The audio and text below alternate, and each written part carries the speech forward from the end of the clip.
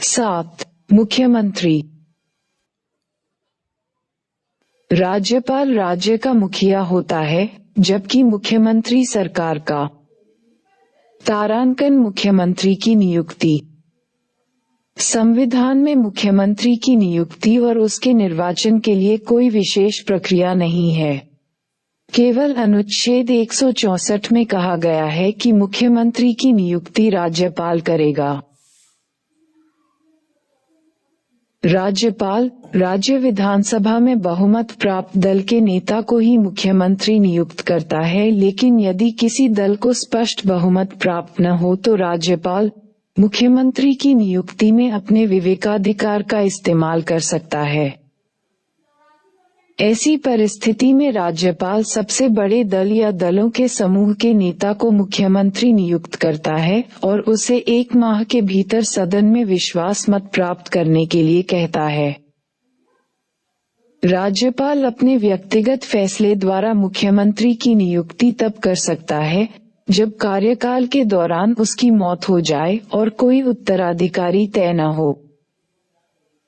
मृत्यु के पश्चात सत्तारूढ़ दल सामान्यतः नए नेता का चुनाव कर लेता है और राज्यपाल के पास उसे मुख्यमंत्री नियुक्त करने के अलावा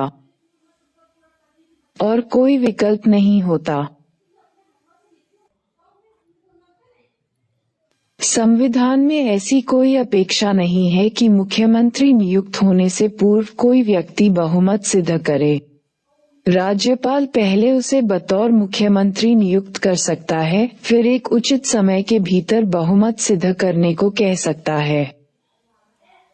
एक ऐसे व्यक्ति को जो राज्य विधानमंडल का सदस्य नहीं भी हो, 6 माह के लिए मुख्यमंत्री नियुक्त किया जा सकता है। इस समय के दौरान उसे राज्य विधानमंडल के लिए निर्वाचित होना पड़ेगा। ऐसा न होने पर उसका मुख्यमंत्री का पद समाप्त हो जाएगा। संविधान के अनुसार मुख्यमंत्री को विधानमंडल के 2 सदनों, विधानसभा और विधान परिषद में से किसी एक का सदस्य होना अनिवार्य है। मुख्यमंत्री का कार्यकाल निश्चित नहीं है और वह राज्यपाल के प्रसाद पर्यंत अपने पद पर रहता है। इसका तात्पर्य यह नहीं है कि राज्यपाल उसे किसी भी समय बर्खास्त कर सकता है। राज्यपाल द्वारा उसे तब तक बर्खास्त नहीं किया जा सकता जब तक कि उसे विधानसभा में बहुमत प्राप्त है, लेकिन यदि वह विधानसभा में वह विश्वास खो देता है तो उसे त्याग पत्र दे देना चाहिए, अन्यथा राज्यपाल उसे बर्खास्त कर सकता है। मुख्यमंत्री के वेतन एवं भत्तों का निर्धारण राज्य विधानमंडल द्वारा किया जाता है। मुख्यमंत्री के कार्य एवं शक्तियां।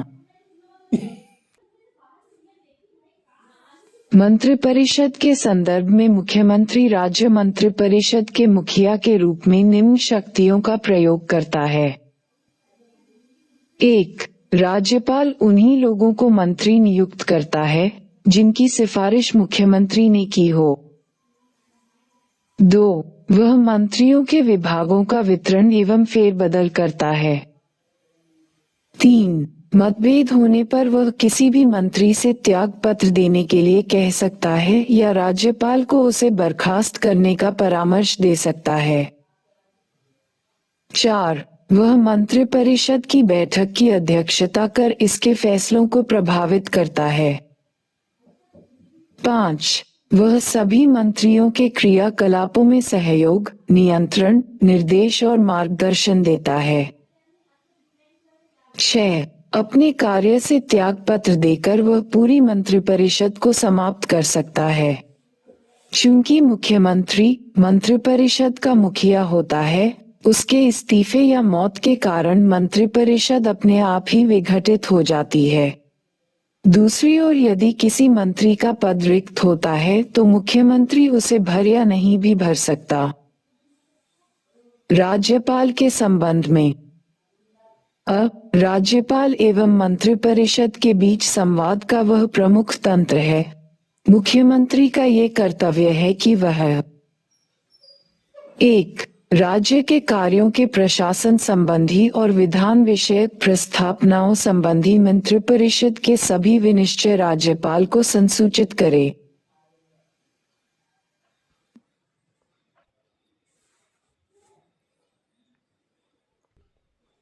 2. राज्य के कार्यों के प्रशासन संबंधी और विधान विषयक प्रस्तावनाओं संबंधी जो जानकारी राज्यपाल मांगे वह दे। 3.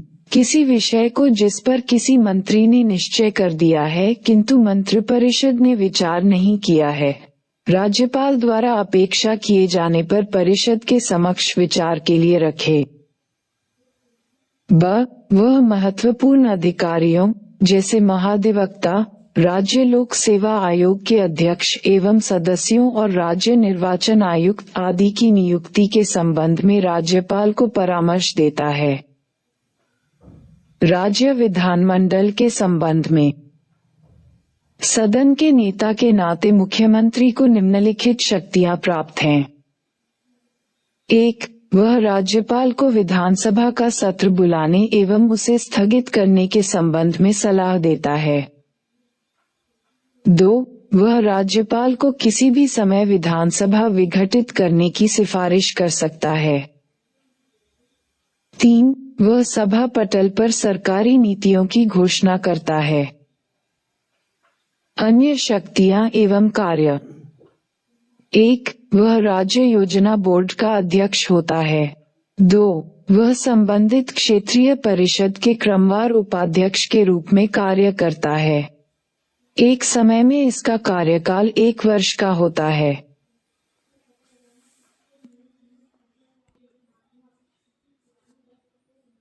3. वह अंतर्राज्यीय परिषद और नीति आयोग की गवर्निंग काउंसिल का सदस्य होता है। इन दोनों परिषदों की अध्यक्षता प्रधानमंत्री द्वारा की जाती है। 4. वह राज्य सरकार का मुख्य प्रवक्ता होता है। 5. आपातकाल के दौरान राजनीतिक स्तर पर वह मुख्य प्रबंधक होता है। 6. राज्य का नेता होने के नाते वह जनता के विभिन्न वर्गों से मिलता है और उनसे उनकी समस्याओं आदि के संबंध में ज्ञापन प्राप्त करता है। 7. वह सेवाओं का राजनीतिक प्रमुख होता है। राज्यपाल के साथ संबंध। 1. अनुच्छेद 163 जिन बातों में इस संविधान द्वारा या इसके अधीन राज्यपाल से यह अपेक्षित है कि वह अपने कृत्यों या उनमें से किसी को अपने विवेकानुसार करे, उन बातों को छोड़कर राज्यपाल को अपने कृत्यों का प्रयोग करने में सहायता और सलाह देने के लिए एक मंत्रिपरिषद होगी, जिसका प्रधान मुख्यमंत्री होगा। 2. अनुच्छेद 164 मुख्यमंत्री की नियुक्ति राज्यपाल करेगा और अन्य मंत्रियों की नियुक्ति राज्यपाल मुख्यमंत्री की सलाह पर ही करेगा। मंत्री राज्यपाल के प्रसाद पर्यंत अपना पद धारण करेंगे और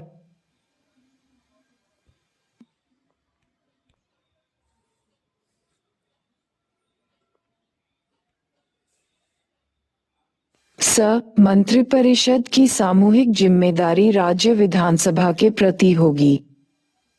3. अनुच्छेद 167 मुख्यमंत्री का कर्तव्य है कि वह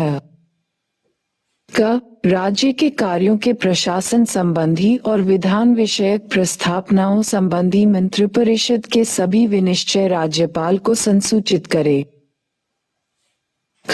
राज्य के कार्यों के प्रशासन संबंधी और विधान विषयक प्रस्तावनाओं संबंधी जो जानकारी राज्यपाल मांगे वह दे। और किसी विषय को जिस पर किसी मंत्री ने निश्चय कर दिया है किंतु मंत्रिपरिषद ने विचार नहीं किया है, राज्यपाल द्वारा अपेक्षा किए जाने पर परिषद के समक्ष विचार के लिए रखे। मुख्यमंत्री से संबंधित आर्टिकल। 1. मंत्रिपरिषद द्वारा राज्यपाल को सहायता एवं सलाह देना आर्टिकल 163। 2. मंत्रियों से संबंधित अन्य प्रावधान आर्टिकल 164।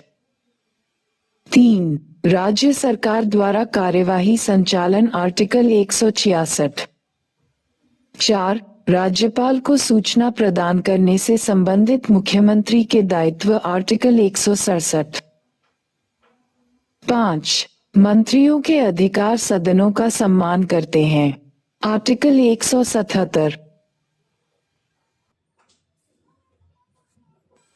अन्य तथ्य। जम्मू व कश्मीर के राज्यपाल जगमोहन ने जीएम शाह को मुख्यमंत्री नियुक्त किया और उन्हें सदन में अपना बहुमत साबित करने के लिए कहा था।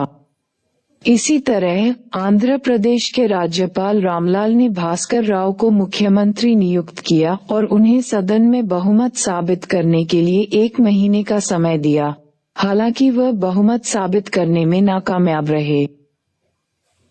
बंशीलाल व एसबी चौहान को क्रमशः हरियाणा व महाराष्ट्र का मुख्यमंत्री नियुक्त किया गया, हालांकि वे राज्य विधानमंडल के सदस्य नहीं थे।